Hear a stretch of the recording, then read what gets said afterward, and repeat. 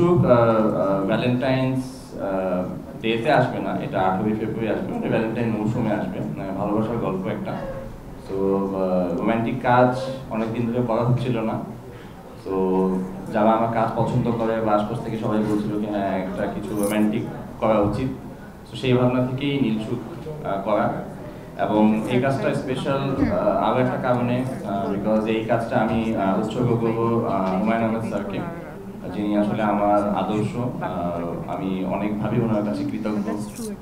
আমার ভিতরে যতটুকু সৃষ্টিশীলতা আছে সেটা পিছনে ওনার কাজের অনুপ্রেরণা অনেক বেশি। সো আমি অনেকদিন ধরে এটা আমার একটা স্বপ্ন ছিল, আমার কোনো একটা কাজ আমি ওনাকে উৎসর্গ করবো। সো নীলসুখ হচ্ছে সেই কাজ, যেটা অলরেডি আমি বলেছি সংবাদ মাধ্যমে। সো এই কাজটা ওনাকে উৎসর্গ করা হবে, এই জন্য এই কাজটা আমাদের জন্য খুব স্পেশাল। আর মেহজাবিন আপুর সাথে তো আমরা কাজ করেছি এর আগেও, অনেক আমাদের একসাথে করা কাজগুলো আপনারা অনেক পছন্দ করেছেন। আই হোপ নীলসুখ আপনারা পছন্দ করবেন। 23-এর ভ্যালেন্টাইন্সেও আসলে একটা কন্টেন্ট করেছিলাম যেটা বিঞ্জে গিয়েছিল, দ্য সাইলেন্স। 40% বেশি গ্লো, বিশ্বের 1 নম্বর গ্লো ক্রিম, নতুন গ্লো এন্ড লাভলি। গত বছর করলাম আরারাত, আর এবছর নীলসুখ নিয়ে আবারও ভ্যালেন্টাইন্সের মৌসুমে আসছি বিঞ্জের সাথে। সো এটাকে এক ধরনের একটা হ্যাট্রিক বলা যায় নাকি। ভিকি ভাইয়ের সাথেও ভ্যালেন্টাইন্সের এই নিয়ে 3rd টাইম ওটিটি প্রজেক্ট হচ্ছে। সো আমরা তো ভ্যালেন্টাইন্স ডেটাকে মাথায় রাখি একটা রোম্যান্টিক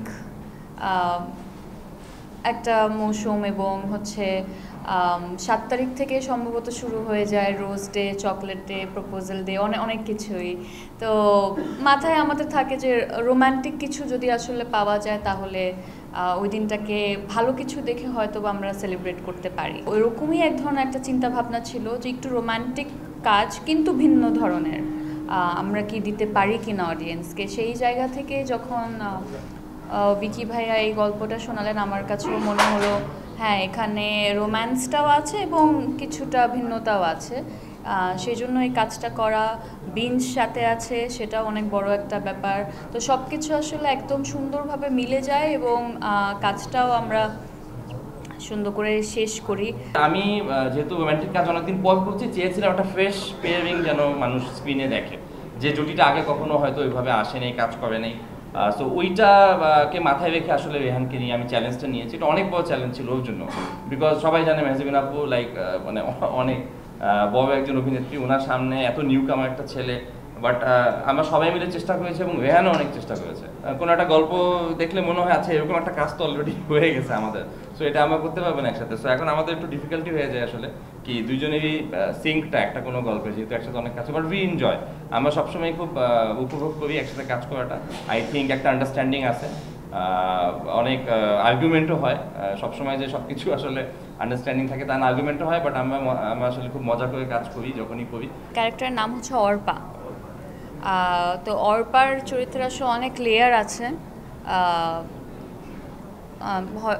তাকে আপনারা অনেকভাবে আসলে ডিসকভার করবেন, যেটা আমি মনে করি আসলে একটা খুবই নর্মাল, যে কোনো একটা হিউম্যানের মধ্যেই আসলে দেখা যায় কি ফেস টু ফেস তারা হচ্ছে গিয়ে চেঞ্জ হতে থাকে। অ্যান্ড এখানেও কিছু চেঞ্জেস আপনারা দেখবেন। এর বাইরে আমি আর কিছুই বলতে চাই না।